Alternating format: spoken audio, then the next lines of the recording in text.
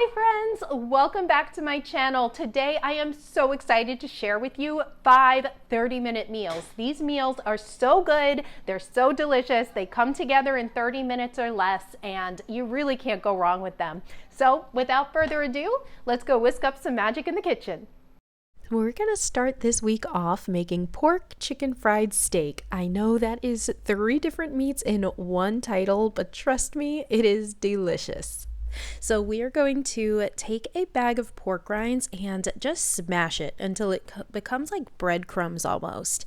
And then I've got 4 eggs here as well that I'm just whisking, and then I've got a cup of flour.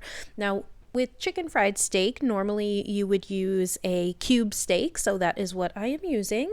And I am just going down the assembly line, dipping it into the flour, then the egg, and finally the pork rind breadcrumbs. And I only made 2 of these because it was only my husband and I eating, so there was no need for more than 2 pieces. So over to our pan, I am just heating up 2 tablespoons of butter with 1 tablespoon of oil, and I am just going to fry the steak 3 or 4 minutes per side.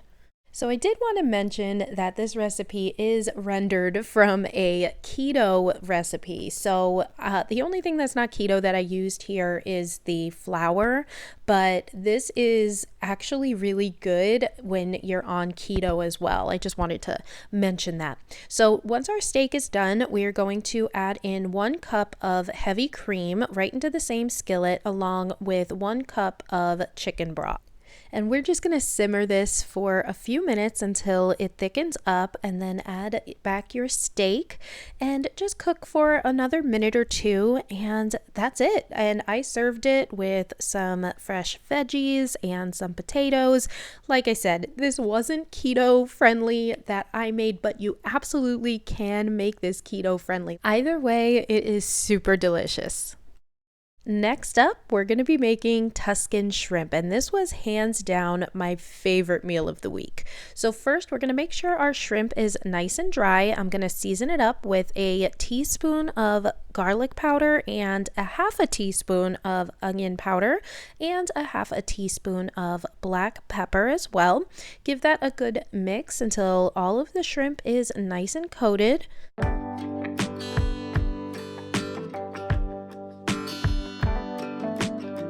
Now over to our skillet, I'm going to heat up a tablespoon of olive oil, and I'm actually going to cook this in batches because I wanted to sear the shrimp. I didn't want to steam it, and if you put all of this shrimp in the frying pan at once, it will steam and it won't give it the same texture or flavor that it does when it's seared. So anyways, while I am doing this in batches, I figured this is a good opportunity to tell you a little bit about myself. I am a mom of 2 little girls if you are new here, and I absolutely love coming up with super easy recipes that are totally for real life. You will see, especially in this video, that I am not a graceful chef. I make a mess. If that sounds like you, I just want you to know that you are not alone in the struggle. And if you are someone who's super clean in the kitchen, well, hey, you know what? More power to you. So now that all our shrimp is seared, we're going to add in 2 tablespoons of minced garlic along with a 1/4 cup of sun-dried tomatoes. These were packed in oil, so I just slice them up and give that a good stir. I did want to mention real quick as well, you should be using a non-reactive skillet, meaning just don't use cast iron, because we're adding in right now a 1/2 cup of heavy cream, and if you were to use something like cast iron, it would curdle the milk instantly and your entire dish would just be ruined. So be careful with what you're using. You could use a non-stick pan or the regular stainless steel skillet. I'm just going to make the pasta real quick. As you can tell, I am such a messy cook. So anyways, I seasoned it up with a little salt, and I'm going to reserve a cup of pasta water. Now, this is not only going to add flavor to this dish, but the starch from the water actually helps everything stick to the noodles. So don't underestimate pasta water. Always use that to thicken up your sauce or just to make it more flavorful. Now, add the pasta in here along with the 1 cup of pasta water and a 1/4 cup of Parmesan cheese, and give it a good stir until everything is nice and combined.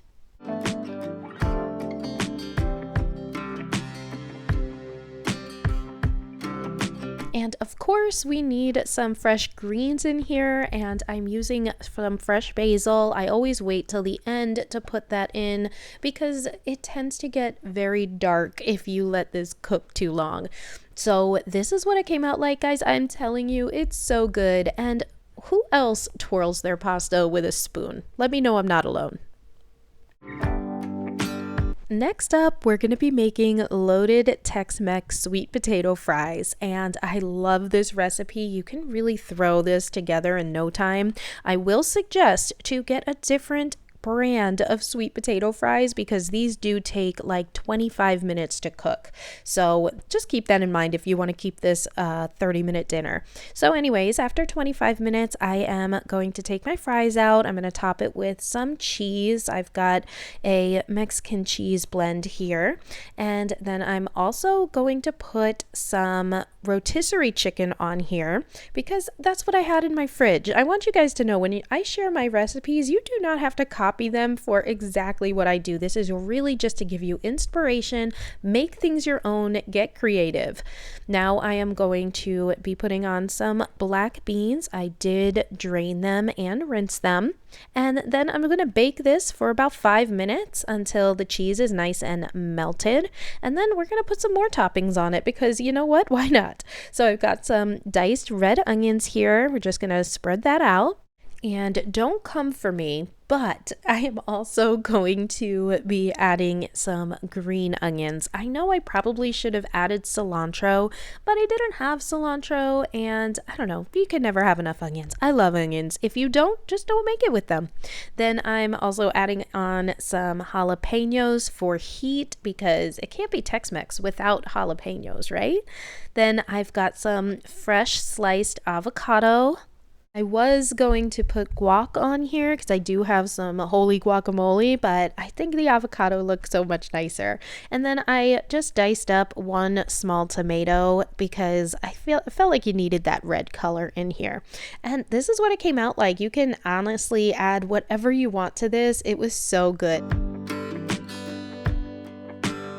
Next up, we're going to be making shortcut cottage pie. Now, I believe that cottage pie is when it's made with ground beef instead of ground lamb, I think regular shepherd's pie is made with, but bear with me. So first I'm going to dice up 1 yellow onion and mince 3 cloves of garlic. Over to our skillet, I'm going to brown a pound of ground beef here, and then when it's about halfway cooked, I always add in the onions when it's about halfway, and a little salt and pepper. Give this a good stir and cook for about 5 minutes until the onions are nice and soft and translucent. And you guys know I love this hack where you put the paper towel in and it sucks up most of the grease. Now I am going to add in a packet of beef stew mix. This is definitely part of that quick shortcut part of the recipe. Give this a good stir until all of that is nice and well combined. And then we're going to add in our garlic. I probably should have added this in before I added in the beef stew mix, but hey, you know what? It doesn't matter as long as it's add it in there. Now I have about 2 cups of frozen peas. Just give this a good mix until it's all combined. And then I'm using 1 can of tomato soup. Another shortcut ingredient, guys. This is how we keep things to 30 minutes. Give this a good mix until that's combined now. Now here we go with another shortcut ingredient, which is a bag of mashed potatoes. And I'm just using some hot water. I mean, you guys know the deal. You know how to make mashed potatoes in a bag, right? Now over to a 9x13 baking dish. I am just going to put in my beef mixture, and then we're just going to top that off with the potatoes.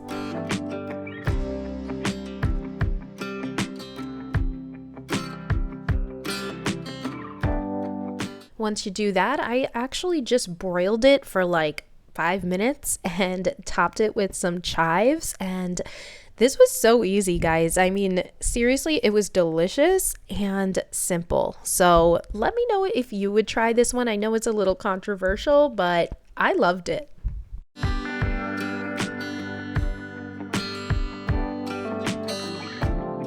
Next up, I'm going to be making some Hawaiian sliders. Now, I know I called this Hawaiian sliders, but there's really nothing Hawaiian about it except for the rolls. So anyways, I am going to be making it like half and half. So I've got a few chicken nuggets here that I am just going to cook up real quick. And then my Hawaiian rolls, I'm just going to cut right down the middle. I'm going to have 12 of them here. And we're actually going to do half of them chicken parm, and then the other half is going to be pepperoni and cheese. So we're going to first put some tomato sauce on here. I love the Great Value marinara sauce. It is probably my favorite sauce from Walmart. So I'm just going to put that on both sides of the bread. And then here we go with my pepperoni. I'm doing pepperoni for one half, and then of course the chicken nuggets for the other half.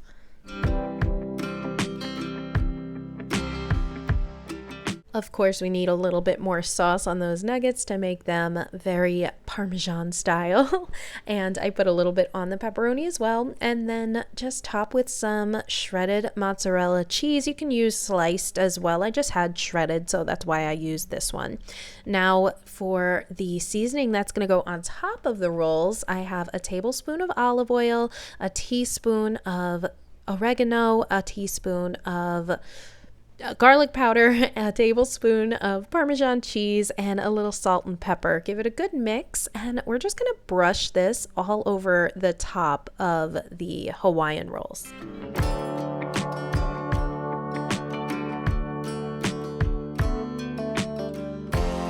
Now we are just going to bake this at 350 for about 5 minutes, just until the top gets nice and crispy. And I just served this with some French fries. This is such a great dinner. Like, you can do this for like those nights that you really don't feel like cooking. You can do this for lunchtime. There's so many different ways, and get creative with it. Make it your own. This was really good. All right, friends, so that is going to do it for today's video. I hope that you enjoyed these recipes as much as me and my family did. And don't forget, I have so many more recipes just like this on my channel. But so be sure to hit that subscribe button down below, and I'll see you guys in the next video. Bye.